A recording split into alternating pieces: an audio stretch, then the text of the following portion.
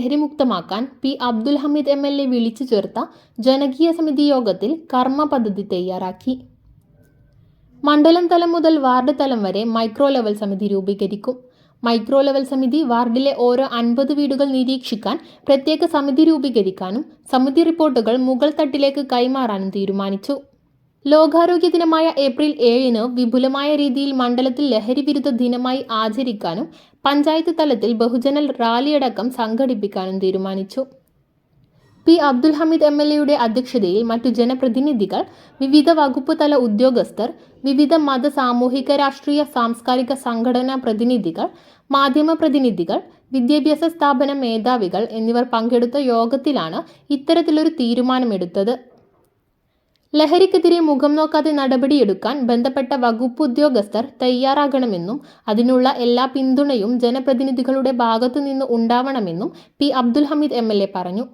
ലഹരിയുമായി പിടിക്കപ്പെടുന്നവർക്ക് വേണ്ടി ശുപാർശയുമായി വരില്ലെന്നും പോലീസിനും എക്സൈസിനും സംഗമം വാക്കു തരുന്നതായും MLA പറഞ്ഞു.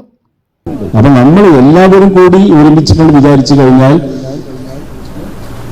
100% ഇല്ലെങ്കിലും ഈ ഇടപെടലിന്റെ ഒരു ഗുണഫലം നമ്മുടെ സമൂഹത്തിന് കിട്ടും, അതിൽ യാതൊരു സംശയമല്ല.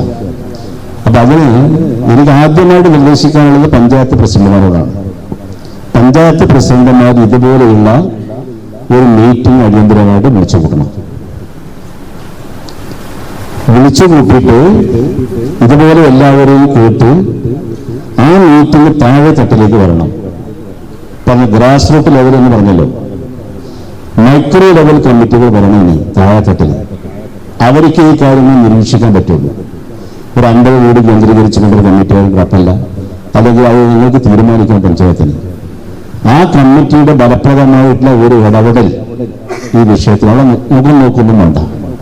നമ്മൾ ഇതുപോലെ എല്ലാവരും അതിൽ വേണം. ചില വിഷയങ്ങൾക്ക് നമ്മൾ ഒരുമിച്ച് പോകേണ്ടി വരും. ഒരുമിച്ച് പോകേണ്ടി ഒരാൾ മാത്രം പോകാൻ പറ്റൂല. ഇപ്പൊ ഇവിടെ സ്കൂളിലെ PTA പ്രസിഡന്റുമാർ, ഹെഡ് മാസ്റ്റർമാർ, ഞാൻ പറഞ്ഞു ഇതിൽ വരാൻ ഒരാളും ബാക്കിയില്ല. ഞാൻ നിയമസഭയ്ക്ക് അകത്ത് നിന്നുകൊണ്ടാണ് ഈ തീരുമാനം എടുത്തുകൊണ്ട് ഊരറിയിക്കുന്നത്. നിങ്ങൾ മനസ്സിലാക്കണം.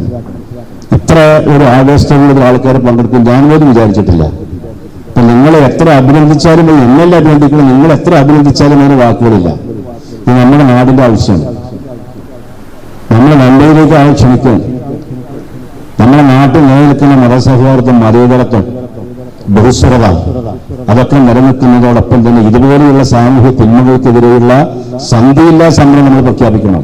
സന്ധിയില്ലാ സമരം പ്രഖ്യാപിക്കണം. നമ്മുടെ മതമേലധ്യക്ഷന്മാർ എല്ലാവരും ഉണ്ട് ഇവിടെ. അവരൊക്കെ ചെയ്തുകൊണ്ടിരിക്കുന്ന കാര്യങ്ങളാണ് ഇതൊക്കെ. പക്ഷെ പലപ്പോഴും ഇത് പ്രസംഗത്തിലും പ്രഖ്യാപനത്തിലും ഒരുങ്ങിപ്പോവാണ്. അതിന് ഇംപ്ലിമെന്റേഷൻ റിസൾട്ട് ഉണ്ടാവില്ല.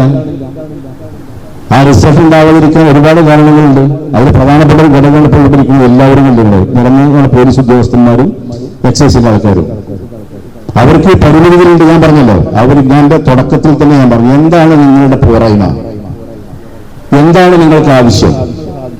ഞാൻ ഒന്നും കൂടി ഇവരൊക്കെ സാക്ഷി നിർത്തി പറയണം, ഇവർക്ക് വേണ്ടി പറയണം. ഇവിടെ ഇരിക്കുന്ന ആൾക്കാർക്ക് വേണ്ടി പോയി ഇരിക്കുന്ന ആൾക്കാർ മോശക്കാരല്ല. ഈ നിയമസഭാ മണ്ഡലത്തിന്റെ ഗതിവിഗതികൾ നിയന്ത്രിക്കുന്ന ആൾക്കാരാണ് ഇരിക്കുന്ന ആൾക്കാരൊക്കെ.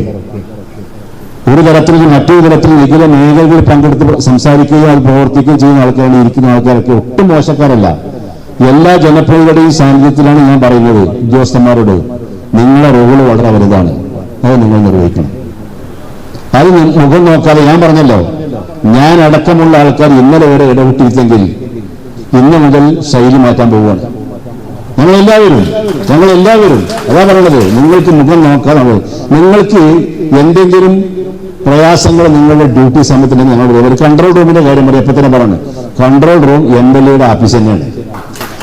MLAയുടെ ആഫീസ് അവിടെ പ്രവർത്തിക്കും പൂർണ്ണമായിട്ടും. ഇതുമായി പറഞ്ഞ് എന്റെ നമ്പറും എന്റെ PA നമ്പറും നിങ്ങളുടെ കയ്യിലുണ്ടാവും. കൊണ്ടുപോയി നിങ്ങൾക്ക് വിളിക്കാം. പഠിക്കലാണ് ഇപ്പൊ എന്റെ ഓഫീസ്, നല്ല സൗകര്യമുള്ള ഓഫീസാണ്. ഞാൻ കൺട്രോൾ റൂമിനോട് പ്രത്യേകസ്ഥല അന്വേഷിക്കുന്നു വേണ്ട. കൺട്രോൾ റൂം MLAയുടെ ഓഫീസ് കൺട്രോൾ റൂമായിട്ട് പ്രവർത്തിക്കും. അവിടെ ഇതുമായി ബന്ധപ്പെട്ട എല്ലാ കാര്യങ്ങളും നിങ്ങൾക്ക് വരാം, സംസാരിക്കാം, ആശയവിനിമയം നടത്താം. അത് എക്സൈസിനും ആവാം, പോലീസിനും ആവാം.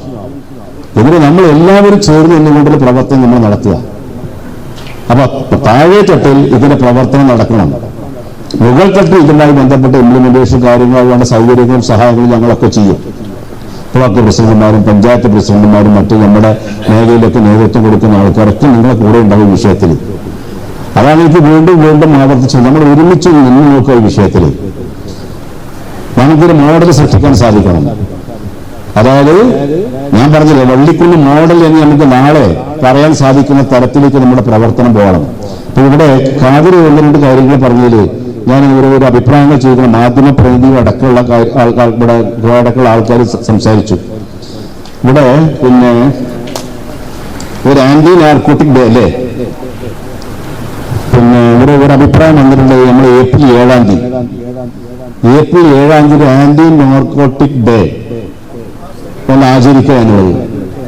ആ വേൾഡ് ഹെൽത്ത് ഡേന്റെ അന്ന് നമുക്ക് നമ്മുടെ നിയമസഭാ മണ്ഡലത്തിൽ ഒരു ആന്റി നാർക്കോട്ടിക് ഡേ ആഘോഷിക്കുന്നതിനെ പറ്റിയിട്ട് എന്താണ്, ആചരിക്കുന്നതിനെ പറ്റിയിട്ട് എന്താണ് അങ്ങനത്തെ അഭിപ്രായം? നല്ല കാര്യമല്ലേ? അത് എങ്ങനെയെന്നുള്ളതാണ് പിന്നെ എൻ്റെ ഒരു ഇത് വേണ്ടത്, വെർഷൻ വേണ്ടത്. ഏത് തരത്തിൽ അത് പ്രാവർത്തികമാക്കണം എന്നുള്ളതാണ്. പോലീസും എക്സൈസും അവരുടെ റോൾ കൃത്യമായി നിർവഹിക്കണം. ലഹരി തടയാൻ ആവശ്യമായ പോരായ്മകൾ വകുപ്പുകൾ വ്യക്തമാക്കണം. വാഹനം, സ്റ്റാഫ് ഉൾപ്പെടെ എല്ലാ സഹായവും MLA എന്ന നിലയിൽ ചെയ്തു തരുമെന്നും MLA ഉറപ്പു നൽകി. സ്കൂൾ തലത്തിലും കോളേജ് തലത്തിലും സർവകലാശാല ക്യാമ്പസ് തലത്തിലും കുറ്റമറ്റ രീതിയിൽ പരിശോധനകൾ നടത്തണം. സർവകലാശാല ഹോസ്റ്റലുകൾ രാത്രികാലങ്ങളിൽ കൃത്യസമയം പാലിച്ച് ക്ലോസ് ചെയ്യണമെന്നും ഹോസ്റ്റലുകളിൽ അനധികൃത താമസക്കാരുണ്ടോയെന്ന് സർവകലാശാല ഉറപ്പുവരുത്തണം. രാത്രികാലങ്ങളിൽ സർവകലാശാല ക്യാമ്പസുകളിലും ടർഫുകളിലും മറ്റും പോലീസ് നിരീക്ഷണം ശക്തമാക്കണം. മണ്ഡലം തലത്തിൽ ലഹരിക്കെതിരെ MLA ചെയർമാനായും മറ്റു ജനപ്രതിനിധികൾ, വിവിധ വകുപ്പ് ഉദ്യോഗസ്ഥർ, രാഷ്ട്രീയ പാർട്ടി പ്രതിനിധികൾ, മത സാമൂഹിക സാംസ്കാരിക രംഗത്തെ സംഘടനാ പ്രതിനിധികൾ ഉൾപ്പെടെയടങ്ങുന്ന ജനകീയ സമിതി രൂപീകരിച്ചു. ലഹരിയുമായി ബന്ധപ്പെട്ട് ലഭിക്കുന്ന വിവരങ്ങൾ കൃത്യമായി ശേഖരിച്ച് ഓരോ സമിതിയുടെയും കൺവീനർമാർ പോലീസിനും എക്സൈസിനും കൈമാറാനും തീരുമാനിച്ചു.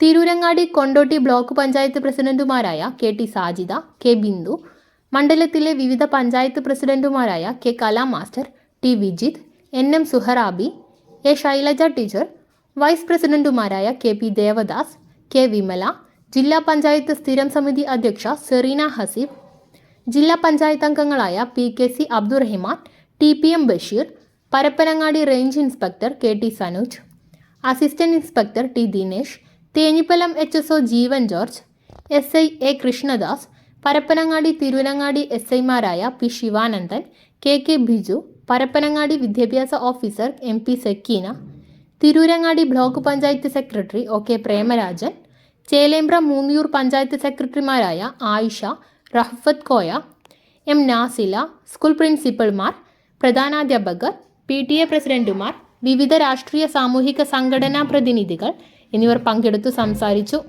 ന്യൂസ് പ്രഭാതം, തേഞ്ഞിപ്പലം.